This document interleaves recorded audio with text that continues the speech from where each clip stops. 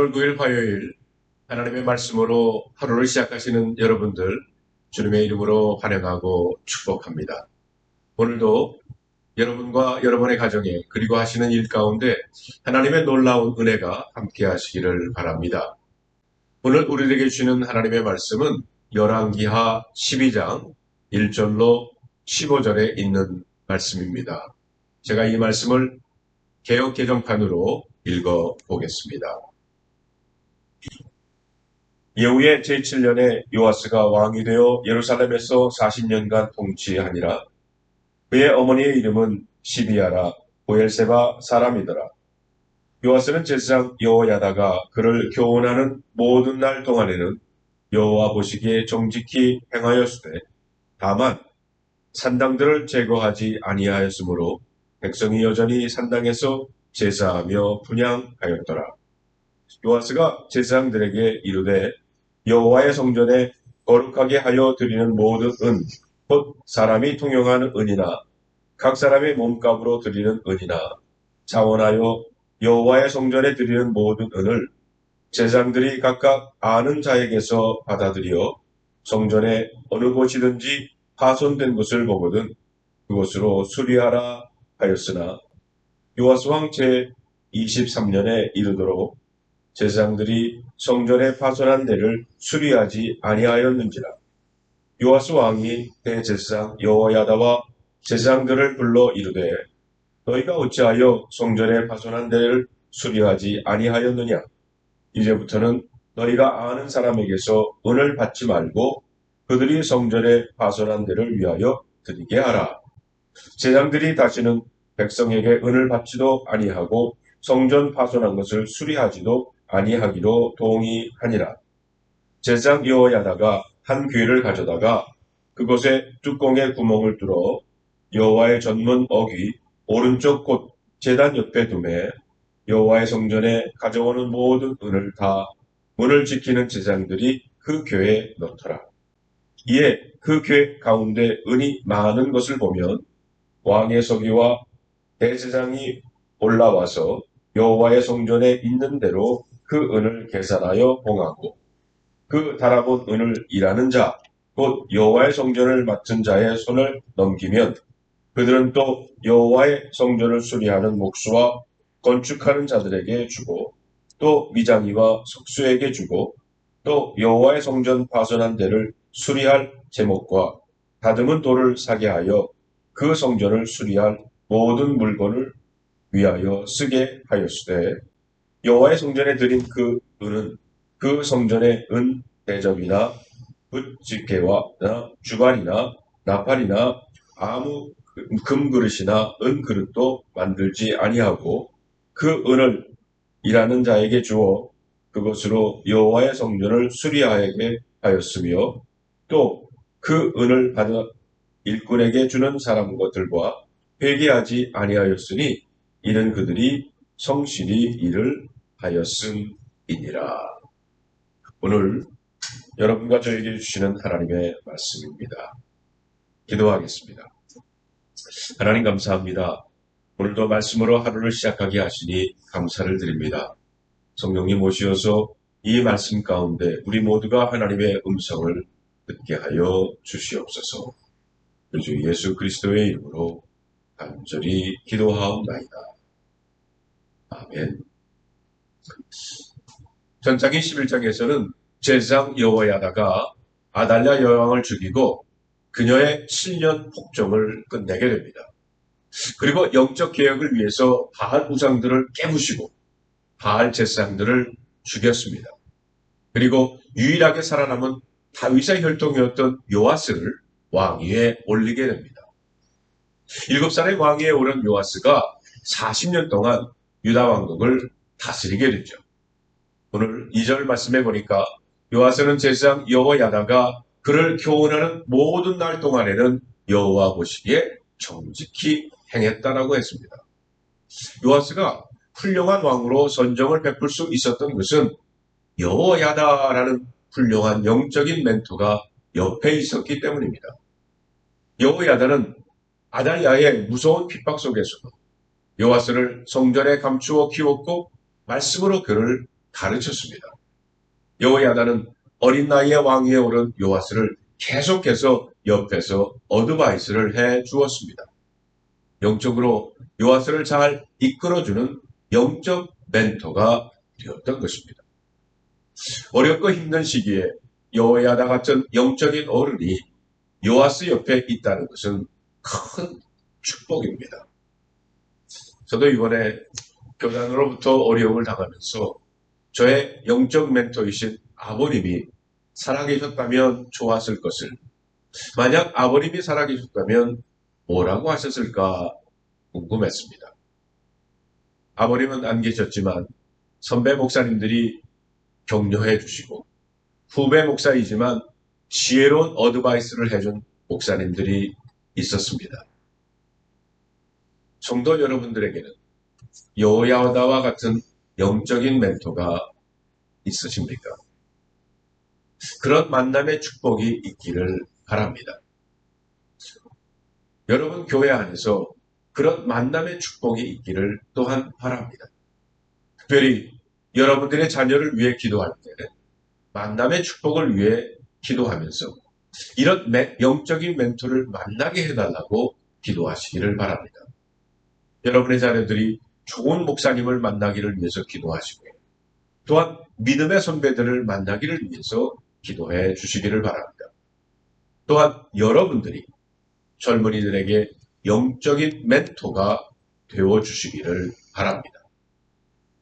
요아스는 7살 때 왕이 되었습니다. 태어나자마자 제사장 여호야다의 손에서 성전에서 자랐습니다. 그 성전은 황폐한 성전이었어요. 야달랴가 무섭게 통치하고 하나님을 믿는 사람들을 핍박했기 때문에 어쩌면 다행히 성전을 찾는 사람이 별로 없었습니다. 그만큼 황폐했지만 반면 그만큼 안전한 곳이었던 겁니다. 이렇게 성전에 자란 요아스는 왕이 되자 제사장들과 신하들 그리고 백성들에게 성전 수리 프로젝트를 발표하게 됩니다. 하지만 그가 왕이 되고 나서 23년이 지난 30살이 되었을 때까지 성전 수리는 지체되고 있었던 겁니다. 사람들이 성전을 수리하는데 요아스만큼 마음을 쓰지 않았던 거죠. 오늘 본문 4절로 6절에 있는 말씀을 세번역으로 보면 이렇습니다. 요아스가 제사장들에게 말하였다. 주님의 성전에 들어오는 모든 헌금, 곧 일반 헌금과 의무적으로 부과된 헌금과 자원하여 주님의 성전에 가져오는 헌금을 모두 제사장들이 각 담당 회계로부터 받아서 성전에 수리할 곳이 발견되는 대로 그 수리할 곳을 모두 고치도록 하십시오. 그러나 요아스가 왕이 된 지 23해가 지나도록 제사장들은 그 성전에 수리할 곳을 고치지 않았다라고 합니다. 여러분, 한두 달, 1년도 아니고 23년간 왜 제사장들이 이런 행동을 했는지 성경은 정확하게 말해주지를 않습니다. 하지만 어느 정도 추측할 수는 있어요. 요아스가 왕으로 성전 수리를 명할 때 그의 나이가 7살이었습니다. 사실 7살까지 돌보고 키운 사람들이 제사장들입니다. 당연히 제사장들이 어린 왕을 움직이고자 하는 인간적인 생각, 자신들이 어린 왕 위에 있다는 생각으로 불순종했을 수도 있습니다. 우리가 신앙생활하면서 한국적 사고방식으로 나이로 인해 나이 어린 사람들에게 나이도 어린 것이 라는 태도, 또는 나이 든 사람에게 속된 말로 꼰대가 라는 업신여기는 마음으로 순종하고 힘을 다해 도우려는 태도가 아닌 가르치려고 하는 태도, 지적하는 태도, 비난하는 태도를 가질 수 있습니다. 그러한 모습을 버리고 겸손함으로 나보다 낮게 여기고 존중하는 하나됨으로 하나님의 일과 뜻을 이루려는 모습을 보일 때 하나님의 교회가 회복이 되고 세워진다는 것을 기억하시는 여러분들이 되시기를 바랍니다. 그러나 제사장들이 성전을 보수하지 못한 더 큰 이유가 7절에 나옵니다. 7절에 보니까 요아스 왕이 대제사장 여호야다와 제사장들을 불러 이르되 너희가 어찌하여 성전에 파손한 데를 수리하지 아니하였느냐. 이제부터는 너희가 아는 사람에게서 은을 받지 말고 그들이 성전에 파손한 데를 위하여 드리게 하라라고 했습니다. 여기 보니까 너희가 아는 사람에게서 은을 받지 말라라는 말씀을 볼 때 아마 성전에 들어온 헌금이 성전 수리비와 제사장들 생활비로 쓰기에 충분하지 않았던 것 같습니다. 그로 인해 제사장들이 개인적으로 아는 사람들에게서 은을 받아 생활비를 감당했던 것 같습니다. 성전에 들어온 돈으로는 성전 수리비는커녕 제사장들의 생활비도 감당할 수 없었던 것입니다. 하지만 요아스가 다시 성전 수리를 재촉하며 성전에 들어오는 모든 헌금을 성전에 수리하는 데 쓰도록 강하게 명합니다. 7절을 보면 요아스 왕이 여호야다 제사장과 다른 제사장들을 모두 불러서 그들에게 말하였다. 어찌하여 아직 성전에 수리할 곳을 고치지 않고 있습니까? 이제는 더 이상 담당 회계로부터 돈을 받아두지 말고 성전을 수리하는 데 쓰도록 직접 남기게 하십시오. 이 말은 이제부터는 지정헌금을 따로 만들어서 받겠다는 것입니다. 지금까지 요아스는 들어온 수입을 알아서 성전 수리를 위해서 써달라고 했더니 제사장들이 말을 듣지 않았습니다. 그래서 이제는 성전 수리에 지정헌금을 따로 정할 것이니 다른 용도로 쓰지 말고 무조건 성전 수리를 위해 쓰도록 정했던 것입니다. 그러자 8절에 보니까 제사장들은 이 일에 동의하여 제사장들이 백성으로부터 돈을 받거나 성전을 직접 수리하거나 하는 일을 하지 않기로 했다고 했습니다. 이러할 때 여호야다 제사장이 9절에 이런 행동을 합니다. 제사장 여호야다는 괴를 하나 가져다가 그 뚜껑에 구멍을 뚫어 주님의 성전으로 들여와서 오른쪽 곧 제단 곁에 그것을 놓았다. 그래서 문을 지키는 제사장들이 주님의 성전으로 가져오는 모든 헌금을 그 궤에 넣게 하였다라고 했습니다. 그리고 그 궤의 헌금이 가득 찰 때 성전 공사를 맡은 감독관에게 전달을 되어서 성전을 수리하는 목수들과 건축자들의 경비로 주어 성전 보수 작업을 마칠 수 있게 했다는 것입니다. 성전을 보수하고 수리하는 일이 결코 쉬운 일이 아니었습니다. 물질과 시간과 희생이 필요했습니다. 어떤 사람들은 자신의 일, 자신의 필요를 먼저 생각하므로 그 일을 뒤로 미룹니다. 또는 자존심 때문에 불순종하기도 합니다. 저와 여러분은 이러한 마음과 모습, 태도를 보이지 않기를 원합니다. 여호야다 같이 어찌되든 하나님의 성전이 회복되고 재건되기 위해서 지혜를 내고 실제적으로 일하는 사람들이 일할 수 있도록 돕는 일을 감당하는 자가 있습니다. 저와 여러분들이 이러한 여호야다 같은 사람, 여호야다와 같은 지혜를 구해서 여러분의 교회가 하나님의 교회로 온전히 설 수 있도록 힘을 다하는 자가 되시기를 주님의 이름으로 축원합니다. 요아스가 이렇게 나라를 영적으로 잘 다스려 그에게 빛이 있었지만 또한 그에게는 그림도 있었습니다. 3절에 보니까 다만 산당들을 제거하지 아니하였으므로 백성이 여전히 산당에서 제사하며 분향했다고 했습니다. 또한 그 앞에 2절을 보면 요아스는 제사장 여호야다가 그를 교훈하는 모든 날 동안에는 여호와 보시기에 정직히 행했다고 했습니다. 제사장 여호야다가 살아있는 동안에는 요아스 왕이 정직히 행했다는 것은 무언가를 그림자가 들리는 것 같습니다. 그 말씀을 역대하에서 찾아보면 이렇습니다. 역대하 24장 17절 18절에 보니까 여호야다가 죽은 후에 유다 방백들이 와서 왕에게 전하되 왕이 그들의 말을 듣고 그의 조상들의 하나님 여호와의 전을 버리고 아세라 목상과 우상을 섬겼으므로 그 죄로 말미암아 진노가 유다와 예루살렘에 임했다는 겁니다.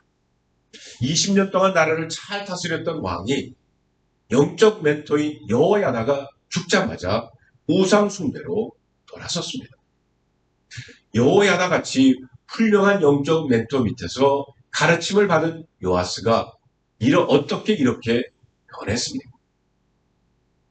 여러분, 요즘은 자동차 내비게이션 없이는 우리가 어디든 잘 가지를 못합니다. 저 같은 경우에 그래.